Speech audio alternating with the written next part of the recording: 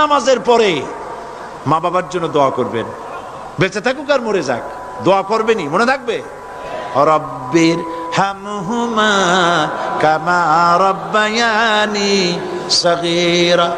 আবার পড়েন রব্বির হামহুমা কামা রব্বায়ানি সগীরা। আল্লাহ পাক মায়ের মর্যাদা এত বাড়াইছেন, সাহাবী প্রশ্ন করেছে ইয়া রাসূলুল্লাহ খেদমত করব কার? হুজুর বলেন তোমার মায়ের, তারপরে কার? তোমার মায়ের, তারপরে কার? তোমার মায়ের, তারপরে কার? তোমার পিতার। বাপের চাইতে মায়ের মর্যাদা আল্লাহ 3 গুণ বাড়াইয়া দিলেন, 3 গুণ বৃদ্ধি করে দিলেন। হাদিস শরীফে এসেছে হযরত আবী হুরায়রা রাদিয়াল্লাহু তাআলা আনহু রাসূলের কাছে এসে রাতের বেলায় কাঁদতেছিলেন। হুজুর প্রশ্ন করলেন আবু হুরায়রা কাঁদো কেন? হযরত আবু হুরায়রা বলছেন হুজুর মা আমাকে মেরেছে। তিনি প্রশ্ন করলেন আচ্ছা মা তোমার মারলো কেন? তুমি কি কোনো বেয়াদবি করছো? তিনি বললেন না, তবে মারলো কেন? হযরত আবু হুরায়রা বলেন ইয়া রাসূলুল্লাহ আপনার খেদমত থেকে বাড়ি ফিরতে আমার দেরি হয়ে গিয়েছিল। গভীর রাত্রে যখন বাড়ি গেছি মা আমাকে প্রশ্ন করলেন বাবা দেরি হলো কেন, কোথায় ছিলি? তাম পৃথিবীর মানুষ যেই কদম মোবারক চুমু দিতে পারলে ধন্য হয়ে যায়, সেই আখিরি জামানার পয়গম্বর নবী মুহাম্মদ রাসূলুল্লাহ সাল্লাল্লাহু আলাইহি সাল্লামের দরবার থেকে আসতে আমার দেরি হয়ে গেছে। ইয়া রাসূলুল্লাহ আমার মা আপনার নাম শুনে তার গা জ্বলে উঠল, তিনি কাফের মুশরিকা। আপনার নাম শুনে অগ্নি শর্মা হয়ে আমাকে ধরে পিটানো আরম্ভ করলেন আর বললেন আবু হুরায়রা হয় মুহাম্মদ সাল্লাল্লাহু আলাইহি সাল্লামের বাড়ি ছাড়বি নইলে আমার বাড়ি ছাড়বি, কি করবি বল। মার খেতে খেতে আমি বললাম মা তোমার গায়ে যত শক্তি আছে আমারে মারো, তোমার বাড়ি শুদ্ধ তাম দুনিয়াটা ছেড়ে দিতে পারি, মুহাম্মদ রাসূলুল্লাহর কদম মোবারক ছেড়ে দিতে পারি না। হুজুর আমার মা গলা ধাক্কা মেরে আমাকে বের করে দিয়েছেন। হুজুর বলছেন আবু হুরায়রা মা তোমাকে মেরেছে আর আমার কাছে নালিশ করছো, আমি তোমার মায়ের কোনো বিচার করতে পারবো না। সুবহানাল্লাহ, এত বড় পাওয়ারফুল নবী, শানওয়ালা, ইজ্জতওয়ালি, বরকতওয়ালি, এত বড় নবী বলছেন মা মেরেছে আমার করার কিচ্ছু নাই। সুবহানাল্লাহ, তোমার মা মুশরিকা হোক আর যাই হোক তোমার মা। সুবহানাল্লাহ বলেন। আমার বন্ধুগণ হযরত আবু হুরায়রা বলেন ইয়া রাসূলুল্লাহ মায়ের বিরুদ্ধে কোনো অভিযোগ নিয়ে আমি আপনার কাছে আসি নাই। হুজুর বললেন কেন আসছো বলো খুলে। আবু হুরায়রা বলেন হুজুর আমি জানি আপনি আল্লাহর দরবারে যদি কোনো ব্যাপারে হাত তোলেন আল্লাহ মঞ্জুর করে ফেলেন, আপনি দয়া করে আমার মার জন্য দোয়া করেন আল্লাহ যেন হেদায়েত দিয়ে দেন। আমার নবীজি দুখানে হাত উত্তোলন করলেন, বললেন আল্লাহুম্মা ইহদি উম্মা আবি হুরায়রা, আয় আল্লাহ আমি দোয়া করতেছি আবু হুরায়রার মাকে হেদায়েত নসিব করো। হুজুর হাত তুলে মোনাজাত করছেন, আবু হুরায়রা দৌড় দিলেন বাড়ির দিকে। কয়েকজন সাহাবী হযরত আবু হুরায়রার জামা টেনে ধরেছে, এই ভদ্রলোক দৌড়ায় কেন? এত শান্ত মানুষ, কখনো গরম হয়ে কারো সঙ্গে কথা বলে না, এই মানুষটা দৌড়ায় কেন? কোনো বিপদ হইল নাকি? জামা টেনে ধরে বলে আবু হুরায়রা দৌড়াও কেন?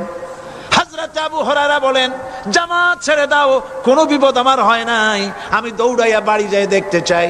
আমি দৌড়াইয়া আগে বাড়ি যেতে পারলাম না, আমার নবীর দোয়া আগে আমার বাড়ি চলে গেছে, আমি এটা দেখতে চাই। হযরত আবু হুরায়রা দৌড়াতে দৌড়াতে বাড়ি চলে গেছেন। দরজায় নক করলেন, ভেতর থেকে আওয়াজ এলো কে? তিনি বললেন আমি আবু হুরায়রা, মা দরজা খুলে দাও, আমি তোমার সন্তান। মা বললেন বাবা অপেক্ষা করো, দরজা খুলতেছে। হযরত আবু হুরায়রা বলেন মায়ের গলার আওয়াজের ভেতরে কুফরি কর্কশতা পেলাম না, মায়ের গলার আওয়াজের ভেতরে তাওহীদের নরমিয়াত পেলাম।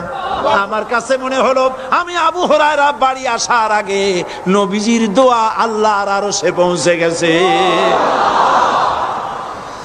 আবু হুরায়রা বলছেন মা আমার কিছুক্ষণ পরে ঘরের থেকে বেরিয়ে এসেছেন, আমি দেখলাম মায়ের শরীর ভিজা, মাথার চুল দিয়া পানি টপকাচ্ছে। মা আমার বললেন, বাবারে তোমাকে মারার পর আমি নিদারুণ অনুশোচনায় পড়েছিলাম। মনে মনে ভাবলাম, আহারে আমার সন্তানরা আমি কেন মারলাম? সে তো কোনো খারাপ কাজ করে নাই, কোনো খারাপ জায়গায় যায় নাই। এত ভালো মানুষ যার সম্পর্কে লোকেরা খামোকাই মিথ্যা কথা বলে, এই ভালো মানুষটার কাছে গেছে, সেজন্য আমি মারলাম কেন? বাবা গো, আমি আমার ভুল বুঝতে পেরেছি, জীবনের ভুলও ধরা পড়েছে, আমাকে জলদি করে নিয়ে চলো বিশ্ব নবীর দরবারে। হযরত আবু হুরায়রার মা রাসূলুল্লাহর খেদমতে এসে ঘোষণা করলেন, আশহাদু আল্লা ইলাহা ইল্লাল্লাহু ওয়াহদাহু লা শারীকা লাহু ওয়া আশহাদু আন্না মুহাম্মাদান আবদুহু ওয়া রাসূলুহু। আমার ভাইয়েরা, আল্লাহ রাব্বুল আলামিন মানুষ সৃষ্টি করে পৃথিবীতে পাঠায় দিলেন, খাবারের ইন্তজাম করলেন। এগুলি সব আল্লাহর পরিচয়। আল্লাহরে চেনার জন্য বড় বড় কিতাব ঘাটা লাগে না, কিসমতে যদি থাকে দুই একটা দৃষ্টান্ত যথেষ্ট হয়ে যায়। সুবহানাল্লাহ, সুবহানাল্লাহ, দুই একটা দৃষ্টান্ত যথেষ্ট। আল্লাহ পাক সমস্ত সৃষ্টি জগৎকে তৈরি করলেন, সৃষ্টি করলেন, আর তাদের খাদ্যের ব্যবস্থা করলেন। কে করেছেন খাদ্যের ব্যবস্থা? খাদ্য দেন আল্লাহ। কিন্তু অহংকারী যারা, তারা বলে দেশের বাম্পার ফলনের জন্য সমস্ত কৃতিত্ব সরকারের। বলেন আস্তাগফিরুল্লাহ, বলেন নাউজুবিল্লাহ। এদের একজন বলছিল, 3 বছর কিছু দিবার পারুম না। লোকেরা কয় আমরা না খাইয়ে থাকুম, আল্লাহ কয় আমিও দেহুম। কদ্দুর পারো না খাইয়ে থাকতে। আল্লাহ রাব্বুল আলামিন মায়ের দুধ দিয়ে সন্তানকে বড় করলেন, আর শোনায় দিলেন, খবরদার এই মায়ের সাথে, এই বাপের সাথে নাফরমানি করবি না।